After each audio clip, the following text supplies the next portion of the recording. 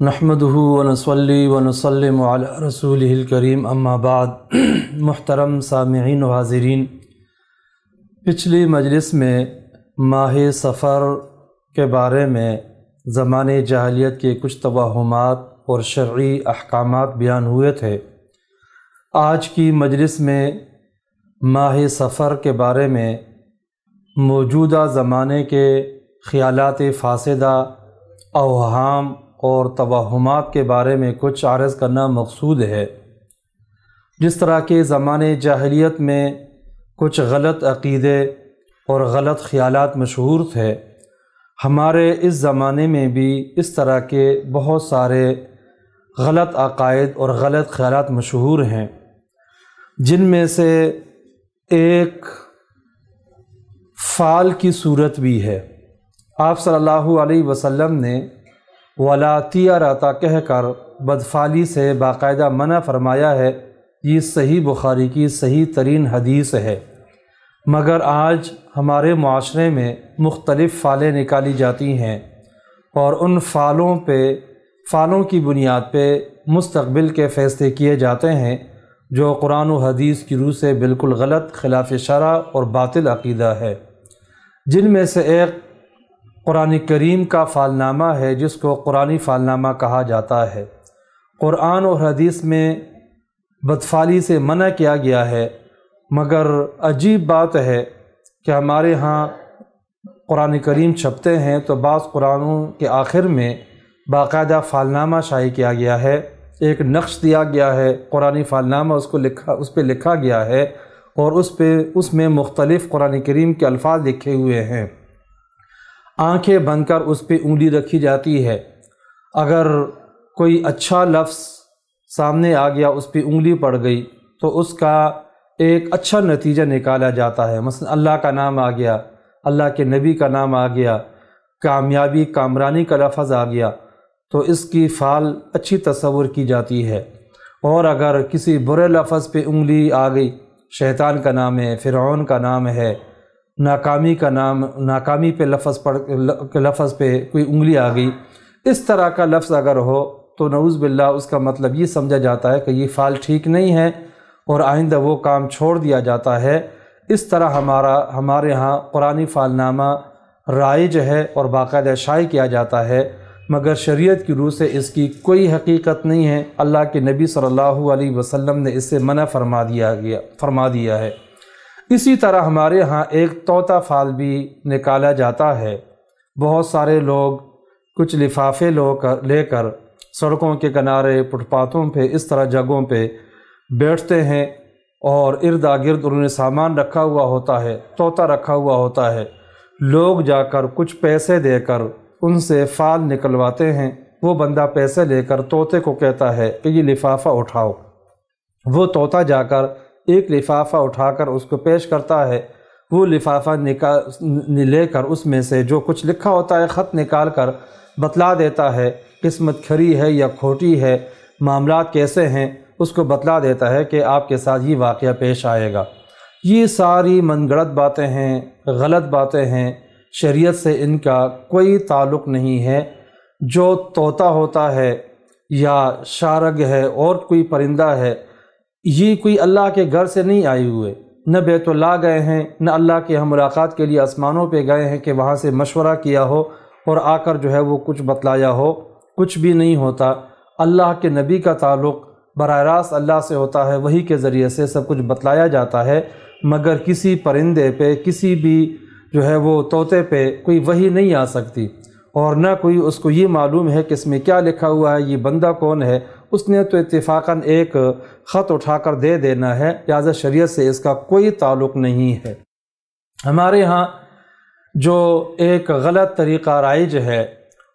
وہ ہے نجومیوں اور کاہنوں کے پاس جانا۔ مختلف قسم کے لوگ ہوتے ہیں، مختلف دکانیں بنائی ہوئی ہوتی ہیں، مختلف چوکوں پہ بیٹھے ہوئے ہوتے ہیں، ان کے پاس لوگ جاتے ہیں، اپنا ہاتھ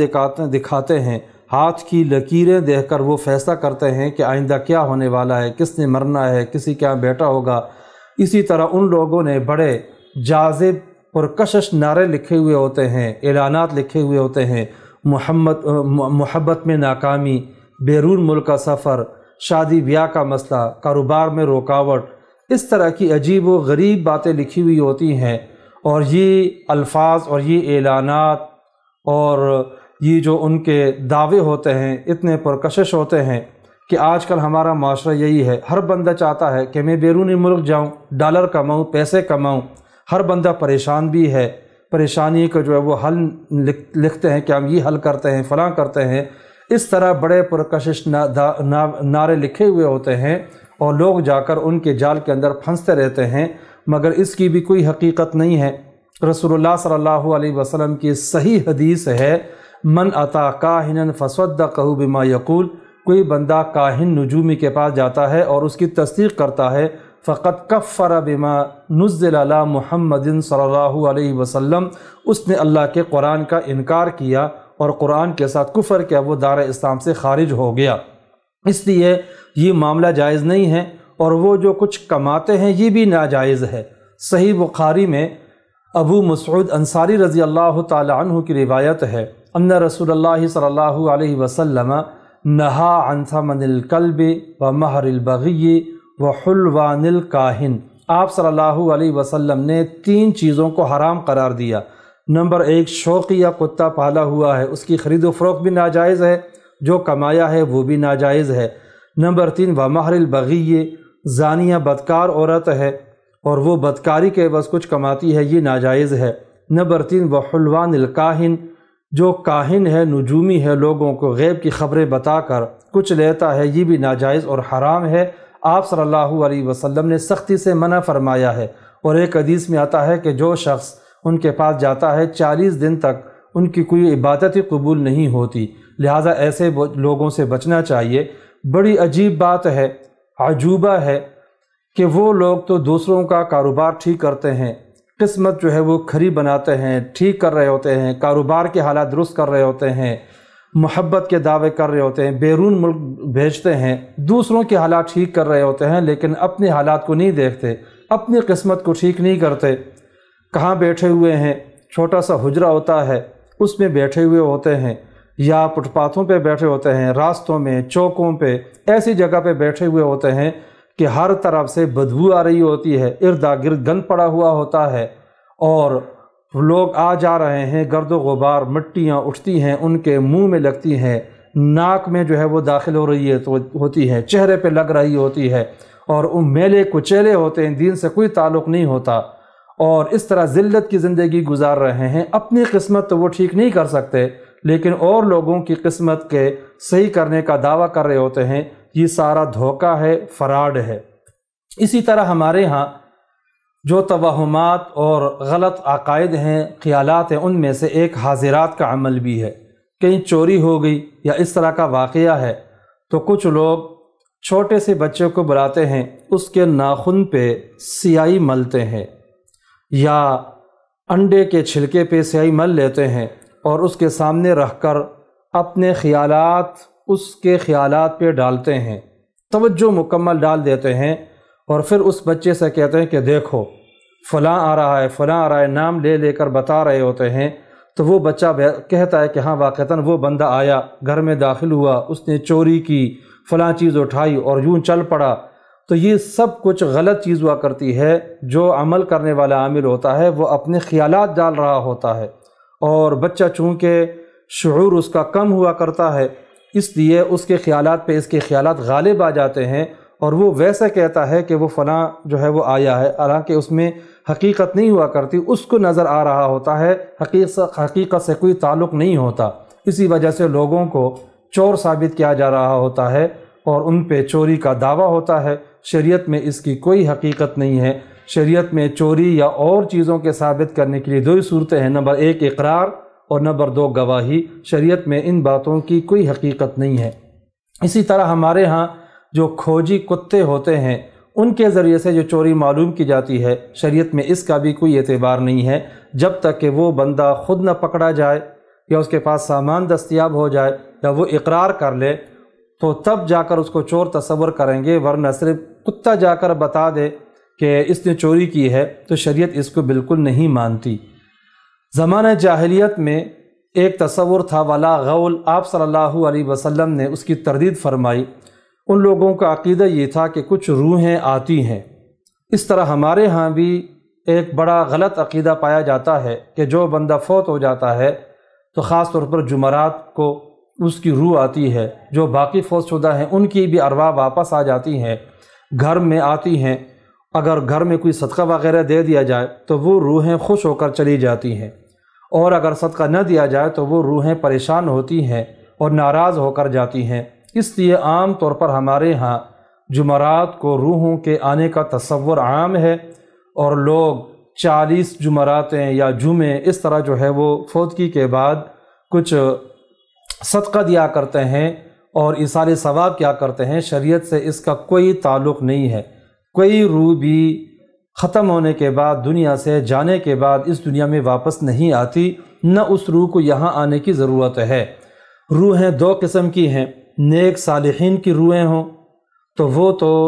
اعلیٰ علیین میں ہوتی ہیں، جنت میں ہوتی ہیں، مزے کر رہی ہوتی ہیں۔ رسول اللہ صلی اللہ علیہ وسلم کی حدیث مبارک ہے کہ ایسی روحیں سبز پرندوں میں داخل ہو جاتی ہیں اور جنت میں مختلف باغات کی سیر کر رہی ہوتی ہیں۔ ان روحوں کو یہاں ہمارے ہاں پاکستان میں آنے کی کوئی ضرورت نہیں، ان مصیبتوں میں پڑنے کی۔ جنت میں مزے وہ لوٹ رہی ہوتی ہیں، ان کو آنے کی ضرورت نہیں ہے۔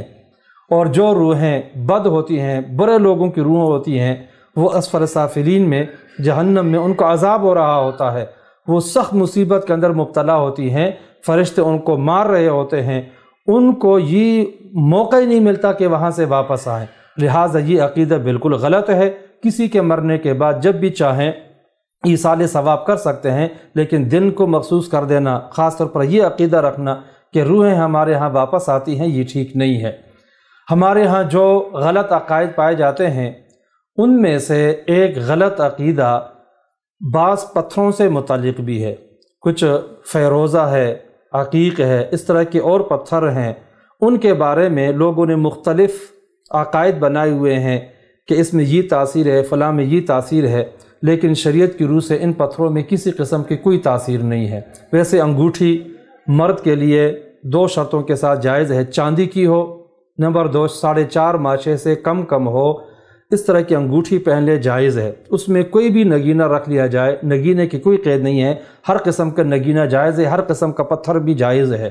مگر ان پتھروں میں کوئی تاثیر ماننا کہ ان میں کوئی اثر اللہ نے رکھا ہوا ہے یا یہ بذات جو ہے ان میں کوئی اثر ہے، یہ عقیدہ رکھنا ٹھیک نہیں ہے۔ خاص طور پر ہمارے ہاں ایک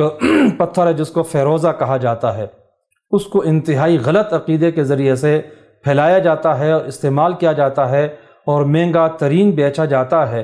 حضرت عمر رضی اللہ تعالی عنہ کا قاتل فیروز نامی شخص تھا، اس نے حضرت عمر رضی اللہ تعالی عنہ کو قتل کیا تھا۔ یہ ایرانی مجوسی تھا۔ جو ایرانی مجوسی ہیں، اس طرح کے لوگ ہیں، روافض ہیں اور اس طرح کے بدعقیدہ لوگ ہیں، وہ نعوذ باللہ عمر رضی اللہ تعالی عنہ کے قتل پہ خوشی مناتے ہیں۔ تو انہوں نے اس پتھر کا نام فیروزہ رکھ دیا اور اس کو آگے مشہور کر دیا، اور نسبت اصل میں حضرت عمر رضی اللہ تعالی عنہ کے قاتل کی طرف ہوتی ہے۔ لہٰذا اس کے بارے میں عقیدہ رکھنا، اس کو متبرک سمجھنا، اپنے پاس برکت کے طور پر رکھنا، پہننا، یہ سارا غلط عقیدہ ہے، اور اس میں بلکہ ایک حوالے سے بہت بڑا گناہ بھی ہے کہ ایک عمر رضی اللہ تعالیٰ عنہ کے ایک قاتل کی طرف اس کی نسبت کی جا رہی ہے۔ لہٰذا ان تمام باتوں سے بچنے کا اہتمام کرنا چاہیے۔ اللہ تبارک و تعالی ہم سب کو عمل کرنے کی توفیق نصیب فرمائے۔